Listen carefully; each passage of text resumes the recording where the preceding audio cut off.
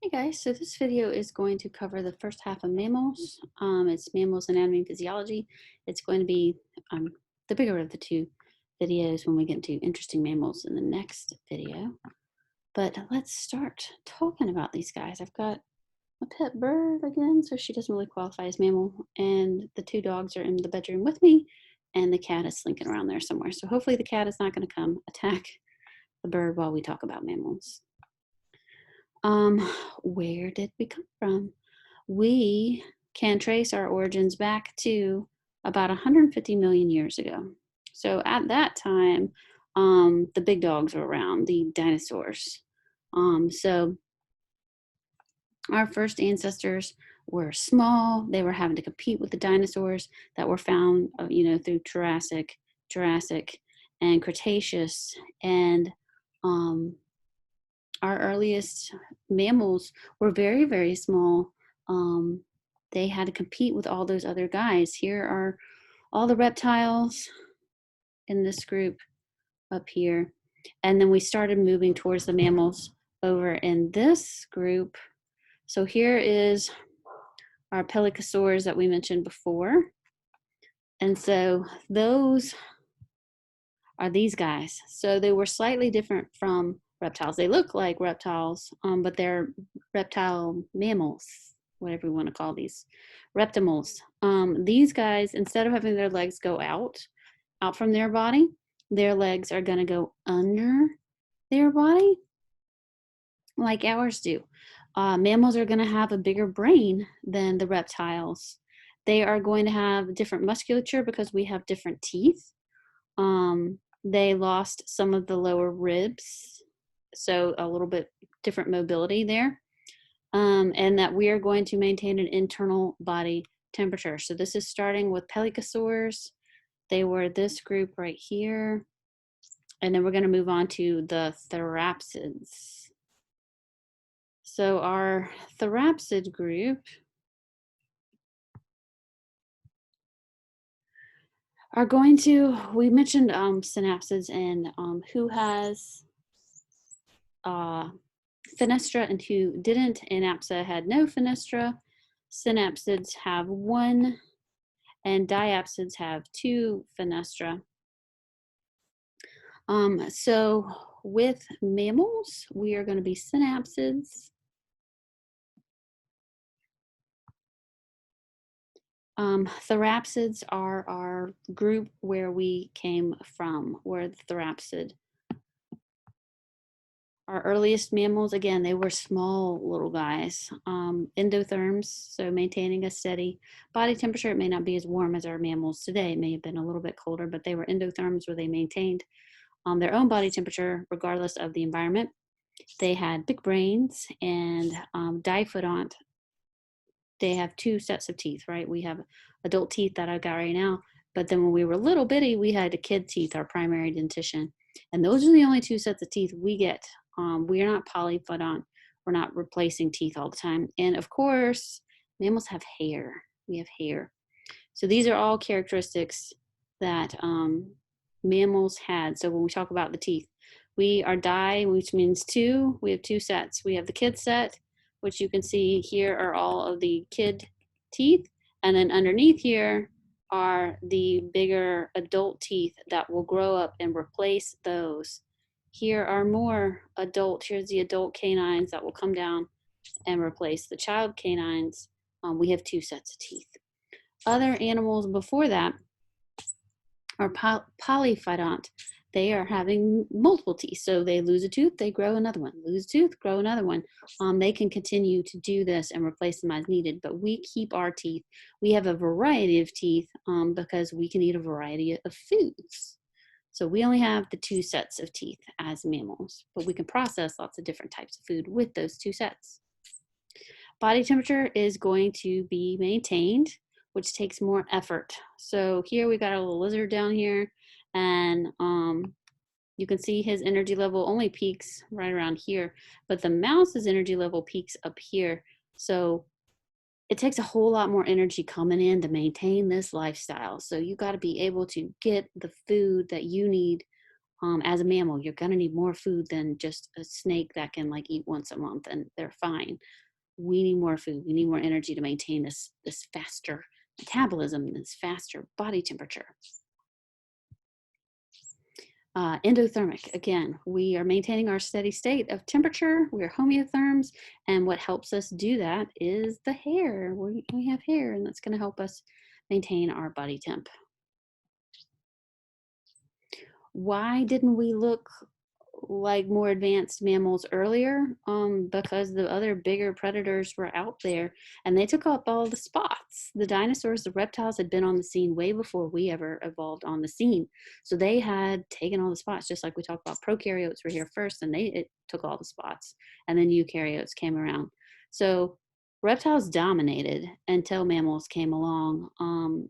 So we were very small for a long time, not very diverse. Mm. When did we have our time to shine? Well, we mentioned mass extinctions before, and there was the worst one was the Permian, about 250 million years ago. So in here on our timeline, Permian had a huge mass extinction where 95% of the life went away. But then we also had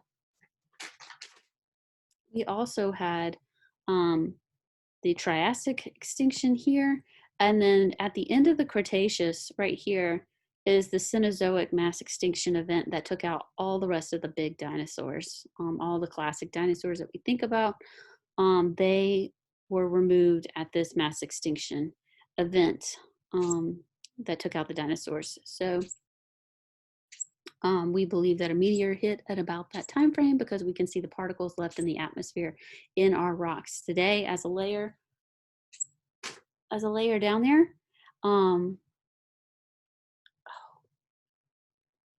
The cat is trying to attack things over here. But it wasn't until dinosaurs were out of the way before it was mammals' time to get out there.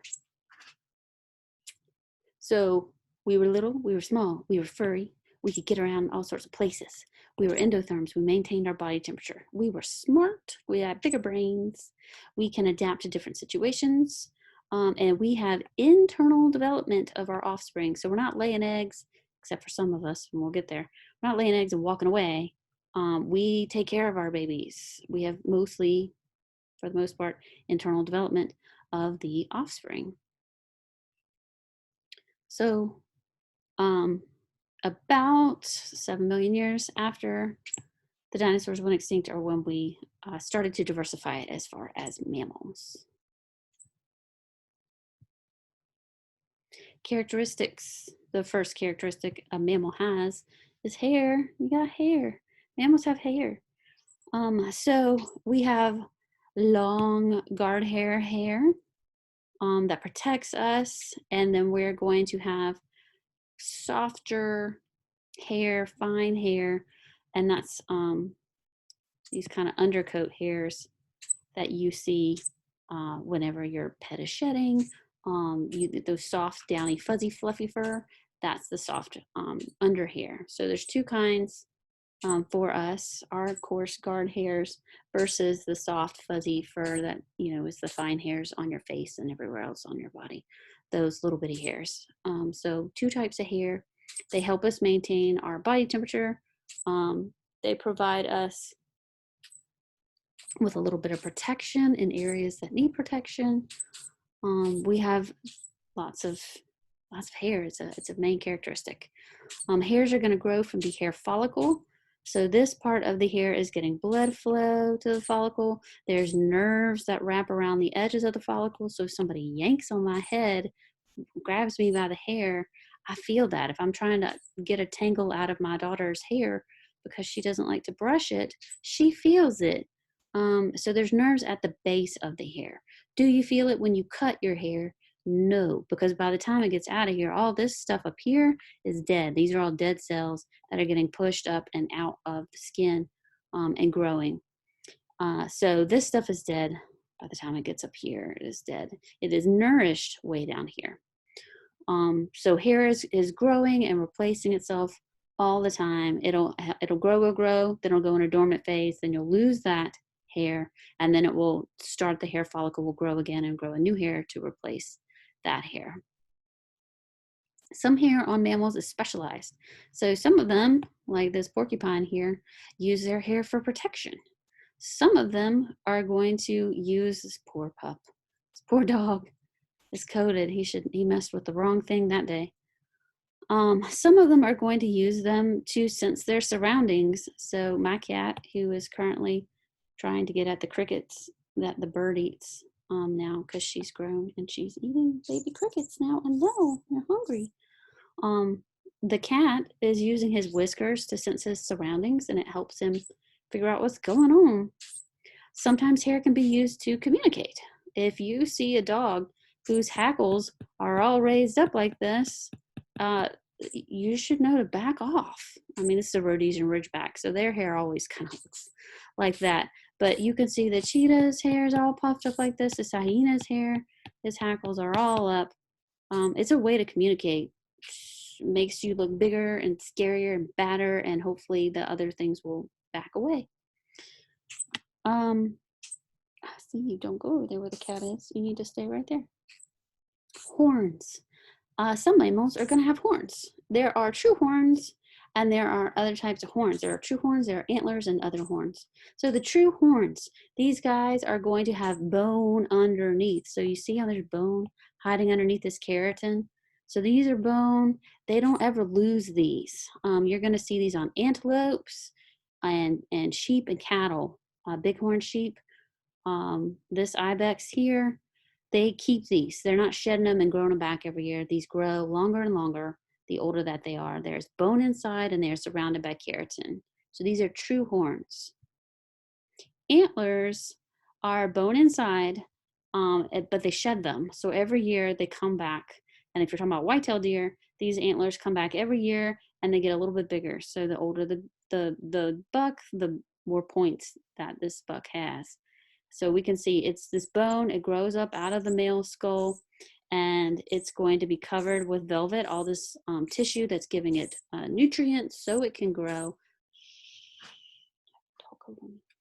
So it's giving it nutrients, and then when it's fully developed, it will rub off the velvet, shed the velvet, and then it's left with these handsome antlers that all the ladies love, and he's going to get all the ladies, and he's going to pass on those traits to his offspring.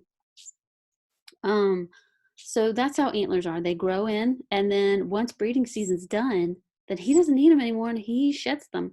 And so the antlers will fall off, and then the cycle will start all over again when he sheds them and starts to grow them anew. So those are antlers. We see them in the deer family, white-tailed deer, red deer, all those guys. Then there are other types of horns. So giraffes kind of have is kind of a mix. So it has its horn, it's going to have bone underneath it.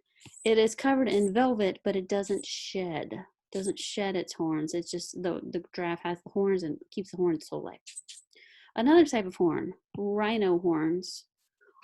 So rhino horns are going to be made out of keratin. So the same stuff for your hair and your nails, that same substance that is going around true horns on the outside. True horns have bone, and then the bone is covered with keratin. That's how rhinoceros' horns are, but they're not connected to their skull with bones. It's just the keratin. And those are, every single rhino is endangered. We lost the last of the white rhinos 2 years ago. Where we have this sad article about how the last one passed away, the last male did. And then we got 2 females, and we are trying to use their eggs and fertilize them with frozen sperm from males that have passed on to try and maintain a white rhino. Sweat glands. There are 2 types. There is eccrine glands. Your eccrine glands are your regular sweat glands. Regular sweat glands, and you're going to find these everywhere where you're sweating, like pretty much all over your body. Those are eccrine sweat glands. You got really high concentrations in your palms, so you got sweaty hands. Those are your eccrine glands. Your apocrine glands are another type of sweat gland, and they're going to produce not just the sweaty fluid, but they're going to produce other like proteins and lipids that are found in that solution of sweat. And so those kind of kick in at puberty. Those are what's going to give you your personal body odor smell are the apocrine glands. So you're going to find those in armpit area, groin area. That's where you're going to see the apocrine glands. Scent glands, everybody smells. We will use this for communication, and it's your pheromones, and it's usually not something you pick up on. This unconscious chemical that you're sensing and smelling from your other fellow humans around you. But we smell other people. We have scent glands. Some animals use scent glands to mark their territory, like kitties when they're making biscuits on your lap, and then they come up and they do the head bopes and they rub their head. They rub their head on you. They're marking you. That's what they're doing. You think they're being all sweet and loving, but they're really just marking their territory. Scent glands used in other ways. This guy uses it for defense. So if he gets scared, he's going to smell you and spray that solution on you, and it smells terrible. It smells terrible. Sebaceous glands. Sebaceous glands. They are the ones that give you the oil on your face. Sebaceous glands make your hair shiny. So everyone's got shiny hair, healthy hair, and oily skin, so it doesn't dry out because of your sebaceous glands. So you're going to see these guys are right here. They're next to your hair follicle growing up. Those are sebaceous glands. They produce sebum, hence the name, that oily substance. Mammary glands. Another characteristic of mammals. Mammals have hair, and mammals feed their offspring milk. So mammary glands are the milk's going to be produced in these alveolar cells, the cells that line this alveolar sac, and then they're going to produce the milk. They're going to go up through the lactiferous ducts and then out of the nipple. There are, it's not just one place, it's lots of places on the nipple where the milk actually comes out. Not every single mammal has a nipple. Platypuses here don't. Like if I had my cat, if I brought my cat over here, which I'm not because I got the bird right now, but the cat, if you look at the cat's belly, there's nipples there. If you roll my dog over and she shows you your belly, there's nipples there, but not everybody has nipples. And so these guys, platypus, don't have nipples, but they do have mammary glands underneath that are making the milk. And so the milk secretes into their fur, and then the babies just suckle on the fur and kind of suck it up that way. So everybody is still nourishing, if you're a mammal, you're nourishing the offspring with milk. Teeth. We saw teeth when we had our face-to-face lab, one of our last ones. So we mentioned that mammals have different types of teeth. There are 4 different types that you needed to know, right? There were the incisors. They were your 2 front teeth. These guys here, you had your medials, and then you have your lateral incisors next to those. So you got incisors. They're in the very, very front, incisors. And then next to those guys, as you head back towards the back, you got your canines, and they were the pointy ones. That the cats and dogs are going to use to pierce the meat and grab hold of it are the canines, the pointy ones. Then you have your premolars or your bicuspids, and those are a little bit pointy and a little bit flat. And then you get into your molars, which are flat typically, and they're made for grinding. So depending on what kind of diet you have, you may have a variety of teeth if you're an omnivore, like this dog is, or you may have just a few kinds of teeth. So know your different types of teeth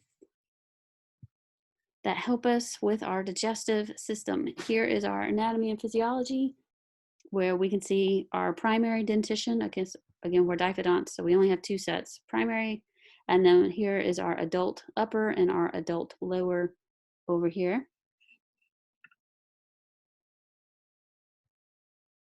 Different digestive systems. Mammals have a variety of different digestive systems. Let me put this back up here. I hear you. They are going to be, depends on what they have. If they're an insectivore, then that means their diet is primarily insects. So they are going to have a pretty much a short intestine, and they don't really have a cecum that we talked about that holds the bacteria that help them break down stuff. They don't really need it as an insectivore. So pretty small cecum. Herbivores are going to have a large cecum. It's going to take them a long time to digest that plant material. It's harder to break down. So they have longer intestines, longer intestines, and a much bigger cecum. How do we break down the herbivores? We can break them down into ruminants and non-ruminants. So here's our non-ruminant, our rabbit. And these guys have the simple stomach. Ruminants are going to have the four-chambered stomach. So simple stomach for our non-ruminant, they're going to have, again, the big cecum. These guys, because they have a simple stomach, sometimes these guys have to undergo coprophagy, which is, it's disgusting. It's where they eat their own poop. But they have to do this because they are missing nutrients. They're not getting it broken down the first time, so they eat it again to get the most out of the food that they had the first time. So rabbits do eat their poop. It's coprophagy. Other animals sometimes eat their poop. Baby dogs, puppies sometimes eat their poop. And they just might be missing something out of their puppy food that they normally would get. I hear you. I know. I'm going to feed you in just a second. Yes. Here's our ruminants. So we said ruminants are going to be, your cattle, your deer, the plant eaters with the four-chambered stomach. So they're going to bring their food down in red, and it is going to go into the rumen, and it is going to go into the reticulum, and we're going to start to digest the food there. It's going to mix with the protists and prokaryotes that we have in the rumen, that they have in the rumen, and then they are going to regurgitate it up as cud. It's going to go into the mouth. They're going to chew it and do some mechanical processing of it, and then they're going to swallow it back down. And so then it's going to go into the omasum and the ovomasum, where it's going to release more enzymes to break down the food, soak up those nutrients in the water, and then run it through small intestine where we can get everything else. So these have four chambers that help them break down the plant matter, because plant matter, again, is hard to break down. So they need help from the bacteria. They need help from the archaea so they can break down the cellulose, because we can't break down cellulose. They need help.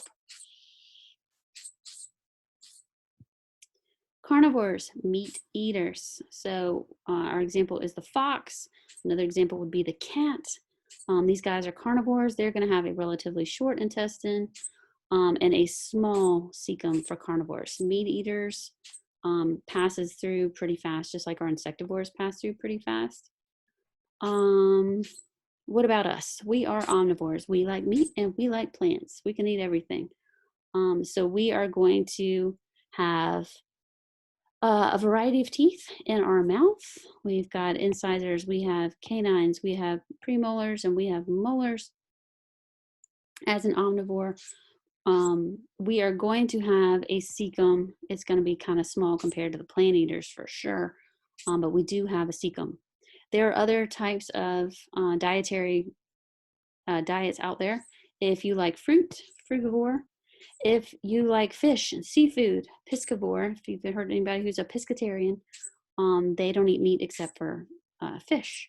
Or even our plankton eaters, our whales out there, eating up the plankton is diet unto itself. Cardio. Know the flow through the heart. We've mentioned it before. We've gone through it with every animal. Know the blood flow through the heart. We've got four chambers. We are the most complicated. We have four chambers, right? It's coming in. The deoxygenated blood is coming in on the right-hand side. It's going to hit the right atrium. Then it's going to go down to the right ventricle. It's going to leave. It's going to go out to the lungs. Lung over here and the lung over here. It's going to get oxygenated. It's going to come back as red. It's going to come back on the pulmonary veins that return to the heart. And then it's going to hit left atrium, left ventricle,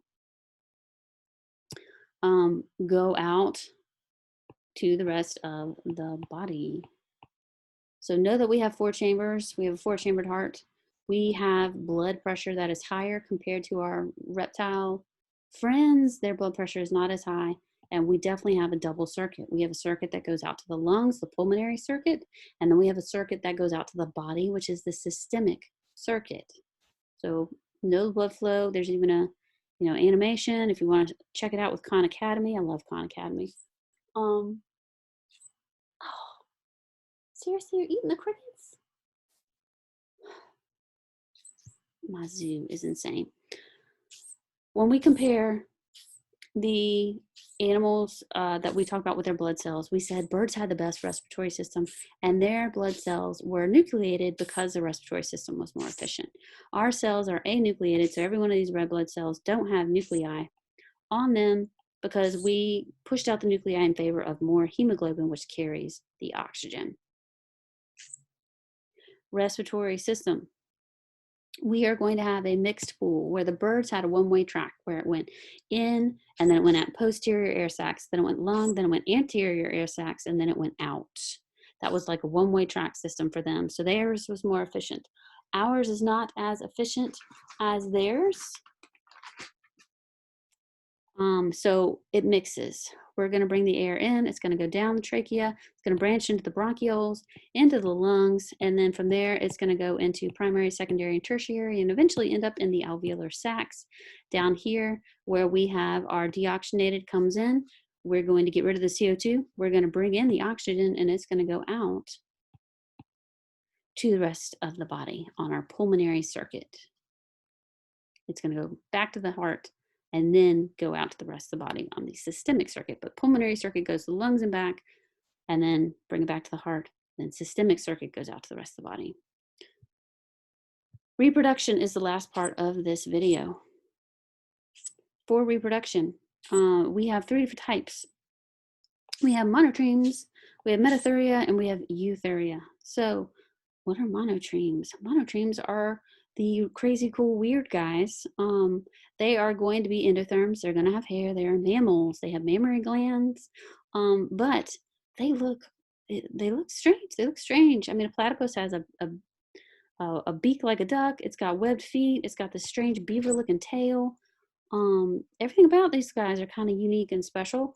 And this is an echidna right here with kind of these spines coming off here and this really long snout. These are monotremes. They are going to have other structures that are not like mammals. They're going to have cloaca, like we said, that birds have. And so when they have internal fertilization, they are going to keep those embryos in the womb, and then they will have eggs.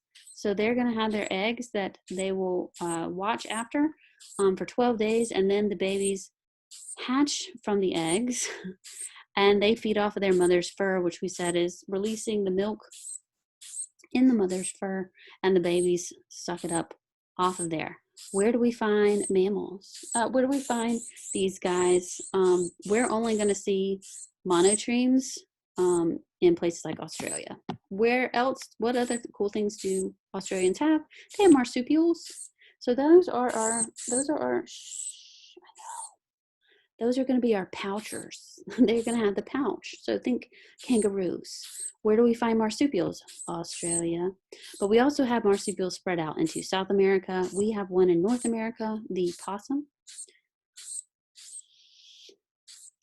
Marsupials, we have the Tasmanian devil. We, in North America, this is our guy, this is the opossum. They are going to have the pouch. So they are going to have their little babies come out, and they are teeny tiny, like the size of they're small, like the size of a little baby. And then those babies have to make their way to the pouch, and inside the pouch, they can get nourished and feed from mom, and then they develop more. So their babies are not fully functional when they are born. As opposed to placental mammals, our eutherian group, these guys are going to develop in the womb the whole time, and when they come out, they pretty much are ready to go for placental mammals. So depending on the mammal, it depends on how long their gestation time is. Anywhere from less than a month for a rabbit to oh my goodness, 468 days and 666 days for a new baby elephant. Okay, so that is the end of this video, and we will talk about more examples, and I'm going to feed you in the next video.